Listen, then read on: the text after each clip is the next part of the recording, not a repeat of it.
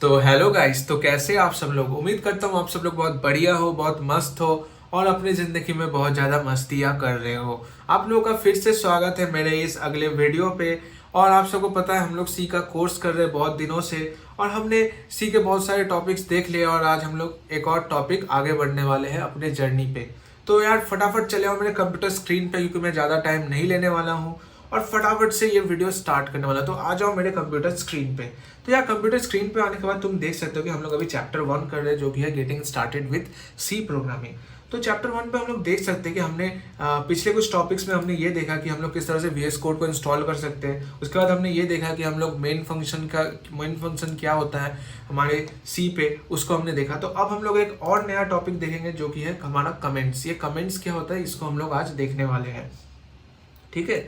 तो यार चले आओ मेरे प्रेजेंटेशन स्क्रीन पे और देखते हैं व्हाट इज कमेंट। तो मैं फटाफट से अपना पेन ले लूंगा और उसके बाद आज का वीडियो स्टार्ट करूंगा।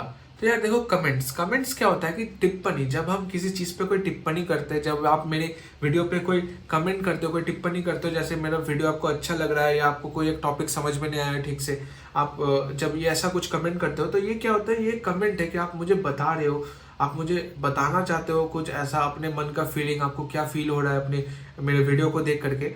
तो आप जब ये सारी चीज़ें जब हमको बताना चाहते हो तो आप क्या कर रहे हो, आप एक कमेंट कर रहे हो। तो उसी तरह से सी पे भी हम लोग कमेंट का इस्तेमाल करते हैं अपने भावनाओं को, अपने फेलो प्रोग्रामर्स को, या अपने आप को बाद में फ्यूचर में कभी रेफर करना हो, खुद को समझाने के लिए हम लोग कमेंट्स का इस्तेमाल करते हैं। तो यार देखो, कमेंट का सिंपल सा यूज केस यही है कि जब मान लो अगर आप अपने किसी दोस्त को अपना कोड भेजना चाहते हो, लेकिन उसको मान लो आपका कोड का लॉजिक ठीक से समझ में नहीं आ रहा, तो तब आप क्या करते हो, अपने कमेंट में लिख देते हो कि यार मैंने यहाँ पे ये सारे काम किया है। तो ठीक है, तो इसका क्या हुआ कि एक काम आप ये कर सकते हो, आप डॉक में उसको भेज सकते हो, एक रीडमी फाइल बना के आप उसको भेज सकते हो जिसपे आप सारे डॉक्स लिख सकते हो। लेकिन ऐसे नॉर्मली अगर हम कोड पे डॉक्स लिखे तो क्या होता है कि डॉक्स लिखने से हमारा कोड पे सिंटैक्स एरर आ जाता है, क्योंकि सी का जो सिंटैक्स रहता है वही मेरा कंपाइलर समझता है, उसके अलावा तो कंपाइलर कुछ नहीं समझता है। तो उसके लिए एडिशनल फिर हमको डॉक बनाना पड़ेगा, उसको समझाना पड़ेगा, या नहीं तो यार मुझे खुद उसको फ़ोन करके समझाना पड़ेगा, जो कि बहुत टायरिंग काम है। उससे बेटर है कि अगर मुझे कोई ऐसा ऑप्शन मिल जाए कि मैं मेरे कोड पे ही रह करके कोड पे ही उसको डॉक में कुछ समझा सकूं और मेरा कंपाइलर भी मुझे एरर ना दे, तो इसके लिए हम लोग इस्तेमाल करते हैं कमेंट्स का। तो यार कमेंट्स दो प्रकार के होते हैं, एक हो गया मेरा मल्टी लाइन कमेंट्स और दूसरा होता है मेरा सिंगल लाइन कमेंट्स। तो यार मल्टी लाइन कमेंट्स को देखते हैं और उसके सिंटैक्स को देखते हैं। देखो, मल्टी लाइन कमेंट्स के लिए कुछ नहीं करना है, आपको एक बैक स्लैश ऐसे डालना है, उसके बाद एक एस्ट्रिक डालिएगा आप ऐसे। उसके बाद आपको जितने लाइन्स लिखना है अपने कोड के बारे में, आपको कोड को एक्सप्लेन करते हुए उतना लिख दीजिएगा। उसके बाद फिर आप एक एस्ट्रिक डालिएगा ऐसे और उसके बाद एक बैक स्लैश डालिएगा। आपका ये पूरा लाइन बन गया एक मल्टी लाइन कमेंट। और मल्टी लाइन कमेंट से हम लोग तभी इस्तेमाल करते हैं जब मान लो आप अपने कोड पे अपना डेट मेंशन करना चाहते हो, या अपने ऑथर का नाम लिख मतलब अपना खुद का नाम लिखना चाहते हो कि किसने ये कोड बनाया है, प्लस आप चाहते हो कि आपने किस टॉपिक के बारे में ये कोड बनाया है ये भी आप उस वहाँ पे एक्सप्लेन करना चाहते हो। इससे क्या हो कि जब बाद में अगर कोई आपका कोड देखे या आप खुद फ्यूचर में कभी अपना कोड रेफर करो तो आप समझ सको कि यार मैंने इस कोड को क्यों बनाया था और मैंने इस कोड को क्यों लिखा था। तो आओ फटाफट से मेरे वीएस कोड के स्क्रीन पर और देखते हैं मल्टीलाइन कमेंट। ठीक है, तो हमने पिछले वीडियो पे हेलो वर्ल्ड का एक कोड किया था, तो अब हम लोग इस कोड को थोड़ा सा आगे बढ़ा करके अब हम लोग आज कुछ नया कोड करेंगे, कमेंट को देखेंगे। ठीक है, तो मैं फटाफट से एक फाइल बनाऊंगा। फाइल बनाने के लिए आपको कुछ नहीं करना है, आपको सबसे पहले आपको इधर एक एक्सप्लोरर पे जाना है, उसके बाद आपको इस प्लस आइकन पे जो है न्यू फाइल उस पर क्लिक करना है, उसके बाद आपको लिखना है कमेंट्स। ठीक है, मतलब आपको जो लिखना है अपना फाइल नेम, उसके बाद आपको डॉट देना है और डॉट देने के बाद जो एक्सटेंशन होगा इसका होगा सी देखोगे। जैसे देखो सी का एक सिंबल आ गया और ये बन गया सी का एक फाइल। ठीक है, तो मैं as it is previous program को सेव करने वाला हूँ, क्योंकि मैं ज़्यादा टाइम वेस्ट नहीं करना चाहता हूँ और मुझे पता है कि आप लोगों को हेलो वर्ल्ड अब तक प्रिंट करना आ गया होगा। तो अब इसको स्टार्ट करने के बाद हम लोग क्या करेंगे, हम लोग एक मल्टी लाइन कमेंट लिखेंगे। तो हम लोग स्टार्ट करेंगे बैक स्लैश, उसके बाद एक एस्ट्रिक। देखो अपने आप मेरा इंटेलिजेंस आइडिया इसको पूरी कंप्लीट कर दिया। तो अब मैं इसके अंदर कुछ भी लिख सकता हूँ। मैं इसके अंदर मान लो लिख दिया this is multi line comment. ठीक है, तो ये देखो इतने सारे लाइन हो गए जो मैंने लिखा, जो कि सी का सिंटेक्स से कोई रेलेवेंस नहीं है। लेकिन देखो जब मैं इसको रन करूंगा तो ये रन हो जाएगा।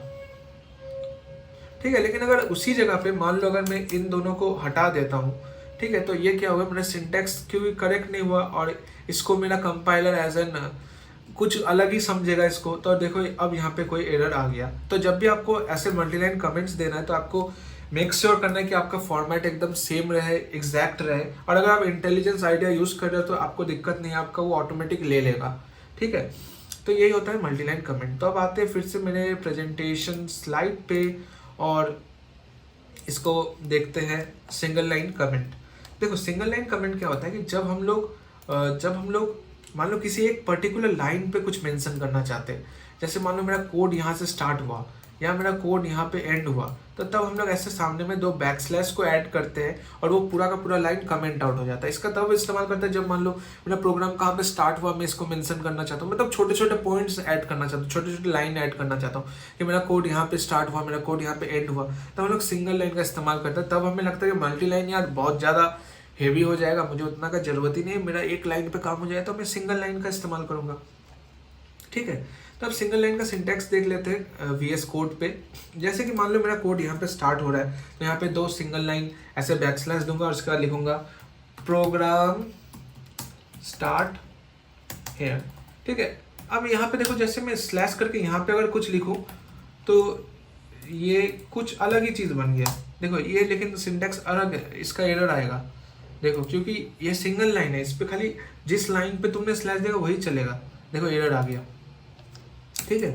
तो हमें इसको देखना है और हमें सिर्फ जिस लाइन पे उसी लाइन पे करना है, प्लस इनको भी हमें नहीं छेड़ना है, इनको भी अगर हम छेड़ देंगे तो ये भी एक एरर होगा। अभी देखो कोई एरर नहीं है और अगर मैं इसको रन भी करूँ तो मेरा हेलो वर्ल्ड प्रिंट हो जाएगा, ठीक है, हो गया प्रिंट। एंड अब हम लोग आगे बढ़ते हैं और आगे बढ़ के देखते हैं आगे क्या है, ठीक है। तो आगे बढ़ के जब हम लोग देख रहे हैं तो हमें मिल रहा है एक क्वेश्चन मतलब क्या, एक वार्निंग आपको मिल रहा है। ये वार्निंग आपको नोटिस करना है। देखो यार सी का जो हमारा जो कंपाइलर होता है ये होता है जीसीसी पे हमारा सी और C++ दोनों के फाइल कंपाइल होते हैं, लेकिन जीसीसी के अलावा भी बहुत सारे कंपाइलर्स होते हैं। तो ऐसे बहुत सारे कंपाइलर्स हैं जिन पे ये जो सिंगल लाइन कमेंट है ये वैलिड नहीं है। लेकिन क्योंकि आप मेरे साथ बने हुए हो, आप मेरे कोर्स पे हो और मैंने आपको अच्छा कंपाइलर इंस्टॉल करवाया जो कि जीसीसी, क्योंकि जीसीसी पे दोनों सपोर्टेड है, सी भी सपोर्टेड है, C++ भी सपोर्टेड है, क्योंकि दोनों का सिंटैक्स ओवरऑल सिमिलर है।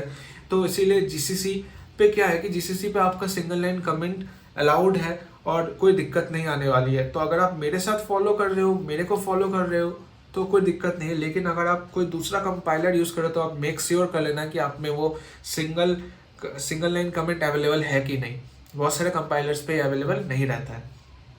तो इसी के साथ यार मैं आज का वीडियो यहीं पे ख़त्म करना चाहूँगा, क्योंकि आज का वीडियो बहुत छोटा था और मैं इसको अननेसेसरी लेंदी नहीं बनाना चाहता हूँ।